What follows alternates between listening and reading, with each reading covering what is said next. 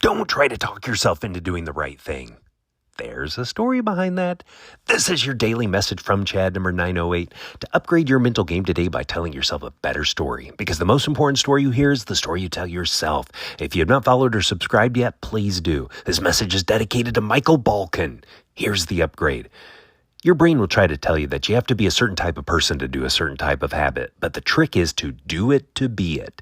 Here's the story. Several messages ago, we talked about feelings. We love them and hate them. When we're trying to establish a new habit or commit to a New Year resolution, they're our worst enemy. It'd be great if our feelings aligned with what we want to accomplish, but if we wait for that to happen, we'll be waiting a long time. The trick is to just do it. We've said it before. Action determines attitude, motion creates emotion, and movement makes your mood. In Sean Young's book, Stick With It, he talks about neurohacks, where you bypass the mind. In Neurohacks is the N in his science acronym. He writes, quote, "Conventional wisdom has it backwards. Lasting behavior change doesn't typically start with the mind telling the body to make lasting change. It starts by making a small change in behavior and letting the mind reflect on that change," end quote.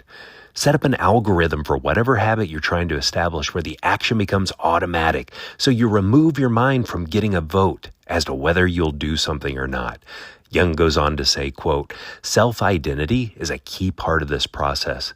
People often decide whether to do something based on how they think of themselves," end quote. He talks about a hack that people did with their passwords that help establish an identity before the mind was convinced the identity was true. He shares success stories of a guy going through a painful divorce who changed his password to forgive her, and someone who wanted to quit smoking who chose quit at smoking forever. Years ago, my mentor, Brian Johnson, set his phone password to 12-13-14 to commemorate the date he rebooted his business. It was one of the most courageous things he had ever done, something his brain didn't like because he took his business from $1 million plus in revenue to zero. He did bring it back, though. Typing that into his phone each time was a celebration of that courage. The better story to tell yourself is, I create the feelings I want through my actions. Don't focus on your feelings. Focus on your actions. And when you start acting a certain way, your feelings will change. Action changes attitudes, motion changes emotions, movement changes moods.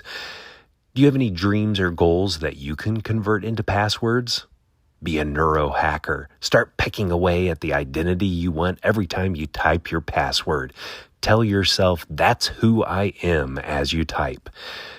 Tell me a story of action-changing feelings to fromchadsmith@gmail.com. If you haven't followed or subscribed yet, please do. Send a text to someone and ask them, what habits do you have that you do without thinking about them? You can download my book, The Most Powerful Story in the World, by going to fromchad.gumroad.com. The transcript of this message and hundreds of others are always available at www.fromchad.com.